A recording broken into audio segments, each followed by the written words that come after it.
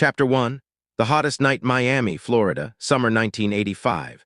The air was thick as syrup, laced with salt from the Atlantic and the sweet, rotting scent of overripe mangoes crumbling on the sidewalks along Ocean Drive.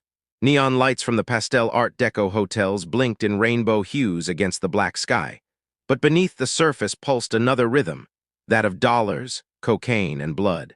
It was here, in the heart of Cuban exile and Italian mafia collision course, that Vinny Russo stepped off the plane from New York. He was 38 years old, with a body like a coiled spring under his tailored black suit, and eyes like dark olive stones that had seen too much to blink often. Vinny was no rookie. He had grown up in Little Italy, where his father, once a respected caporgime in the Gambino family, taught him to handle a gun before he could tie his shoes. But New York's cold winters and endless rain had worn him down. Florida promised sun, sin, and a chance to build his own empire. His mission was simple on the surface: establish a new cocaine pipeline from the Colombian cartels through Miami's port. But Vinny knew better. Nothing was simple in this town. Not with Tony, Toro Morales running the local Cuban mafia from his palace-like house in Coconut Grove, and not with the federal narcotics agents sniffing around like hungry rats. As he stepped into the taxi, a yellow Chevy with peeling paint, and a driver who reeked of cheap rum, Vinny felt the immediate heat clamp around his throat like an invisible glove.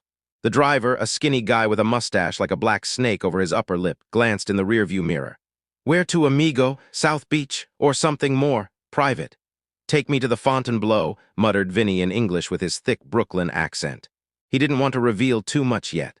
The hotel was a bastion of luxury, with its curved facade like a white whale beached on the shore, and that's where his contact was waiting.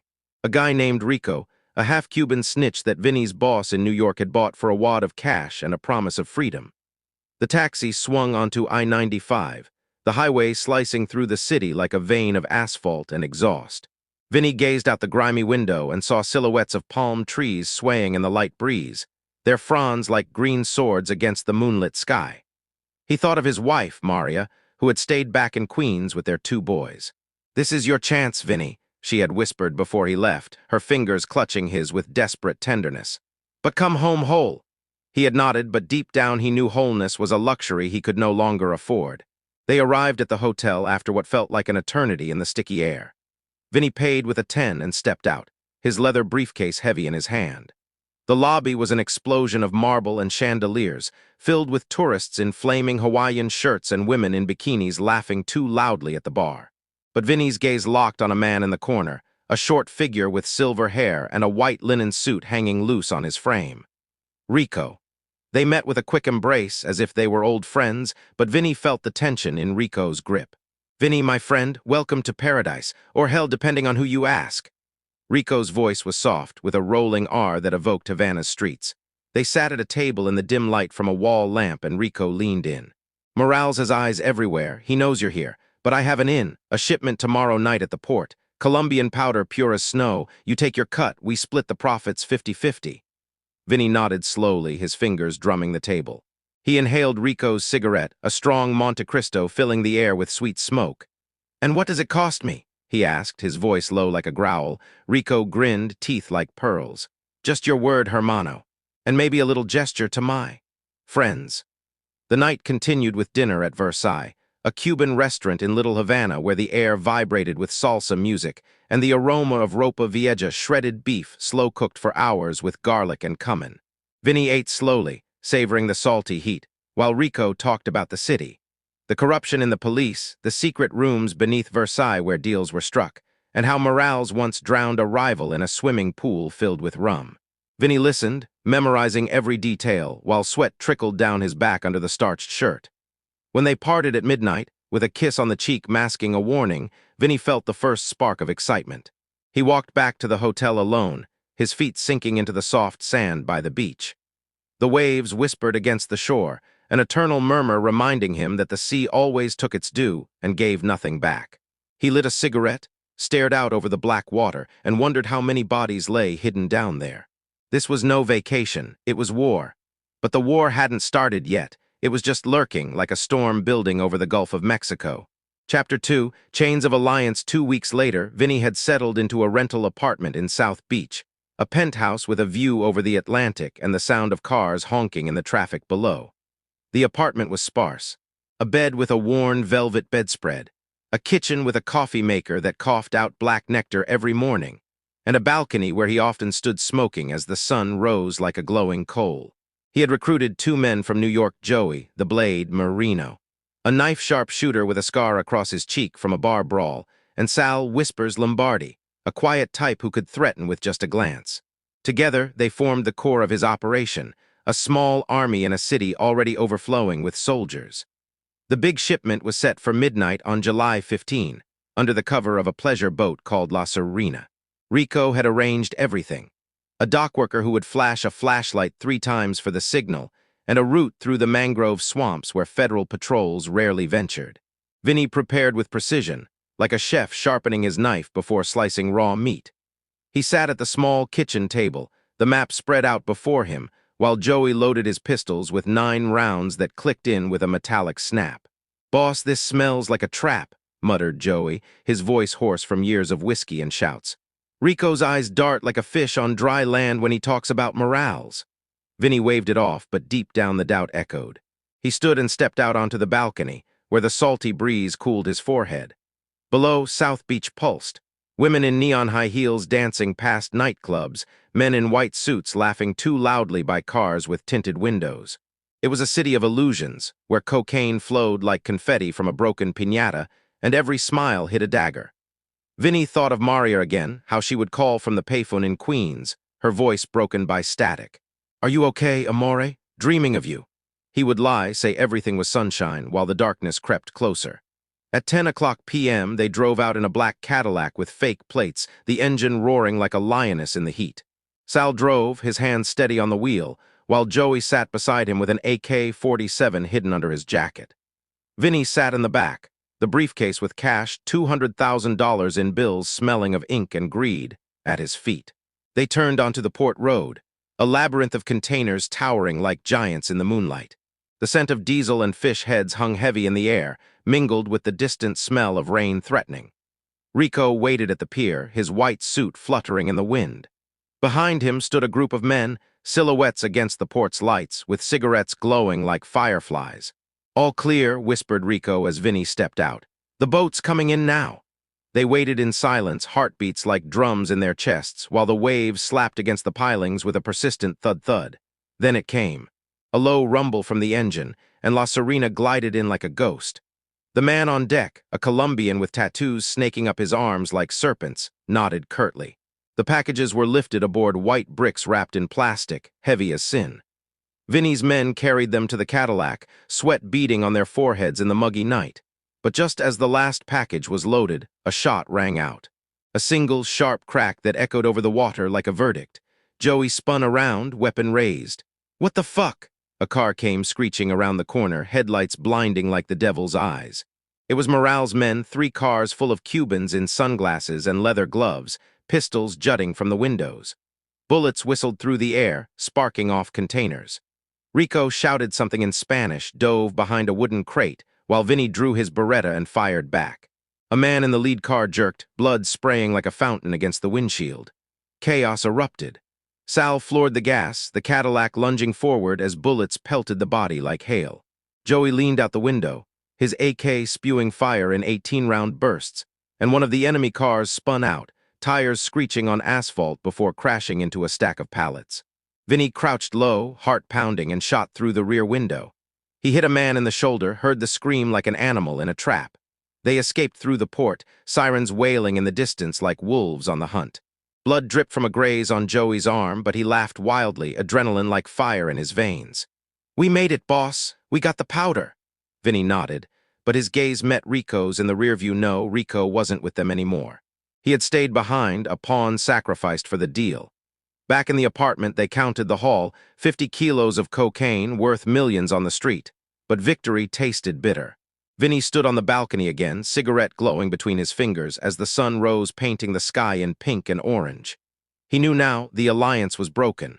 Morales would hit back harder, and Rico, he was either dead or a rat. The war had begun. Chapter 3, The Poison of Betrayal, August 1985. The rains came like a deluge, downpours lashing the windows of Vinny's apartment and turning the streets into rivers of mud and neon reflections. The city felt like a pressure cooker, ready to explode. Vinny's operation was growing, but so were the threats. He sold the powder through nightclubs like Studio 54's southern cousin, Club Tropicana, where the bass from synthpop thrummed through the walls and women in glittering dresses danced with dollars in their teeth. But every night brought reports. One of his dealers beaten half dead in an alley, a truck hijacked en route to Tampa. Morales sent messages, subtle but deadly. A dead rat on the doorstep with a gold pendant around its neck, the symbol of El Toro. Vinny met his new contact, a woman named Isabella Cortez. She was 29, with caramel skin and eyes like dark berries, daughter of a retired cartel general who had fled to Florida after clashing with Escobar. They met on a yacht in Biscayne Bay, white as a ghost against the turquoise water. Isabella lounged in a deck chair, a margarita in hand, the ice melting slowly in the glass. "You are brave, Signor Russo," she said in fluent Italian, her accent a blend of Rome and Havana. "Most men run from Tony, but you stay." Vinny sat across from her, his suit soaked from the rain, but he smiled faintly. "Courage isn't the absence of fear, Isabella. It's dancing with it." They talked for hours as the yacht rocked on the waves, the scent of salt and her perfumed jasmine and vanilla mingling in the air. She offered an alliance, her father's old contacts in Colombia, in exchange for protection. Vinny accepted, but he felt the electric charge between them, a spark that could ignite everything. But betrayal came from an unexpected quarter. Loyal Joey, proved weak. One night, after a delivery in Overtown, the poor neighborhood where streets echoed with gunshots and children's cries, Sal burst into the apartment with blood on his hands. "Boss, it's Joey. He sold us out to Morales for $50K and a ticket home." Vinny's world spun. He rose slowly, the room tilting. They found Joey in a bar by the coast, a dingy dive with neon signs flashing Budweiser and girls, girls, girls. He sat at the bar, a beer in hand, laughing with a blonde on the stool beside him. Vinny entered quietly, Sal behind like a wall of stone. Joey turned, his smile freezing to ice. "Vinny." "Boss, it's not." But the words died as Vinny's fist met his jaw, a crack echoing through the room. The bar patrons froze, but no one moved. They knew this was mafia business. Joey spat blood, rising unsteadily. "They threatened my sister, for fuck's sake. Morales' men. They said they would." Sal grabbed him, twisting his arms behind his back. Vinny leaned in, face inches from Joey's, breath hot. "Family is blood, Joey. Not excuses." He nodded to Sal, who pulled a knife, not the blades, but a simple kitchen knife with a wooden handle. A slice across the wrist, deep enough to bleed but not to kill. Joey screamed, blood dripping onto the sticky floor, mixed with beer foam. "Tell it all," whispered Vinny. "Or next is the throat." Joey broke, words flooding out like a dam bursting. Meeting places, times, Morales planned to strike the next big shipment. Vinny listened, heart like stone in his chest. When it was over, they bound Joey to a chair in the apartment, a rag in his mouth, eyes wild like a trapped wildcat. Isabella arrived later that night, her dress clinging from the rain, and she held Vinny as he stared out over the bay. "You must strike first," she murmured against his shoulder, "or they eat you alive." The next morning, as the rain still fell, Vinny planned the counterstrike. An ambush at a warehouse in Hialeah, stocked with Morales' weapons. He sent Sal to scout while he called Maria. The lies came easier now, but the pain lingered like a thorn in his heart. Betrayal was poison, seeping into every corner of his soul. Chapter 4, Judgment of Fire, September 1985. The climax came like a tropical storm, winds howling through palm fronds and rain lashing Miami like God's wrath. Vinny's plan was risky.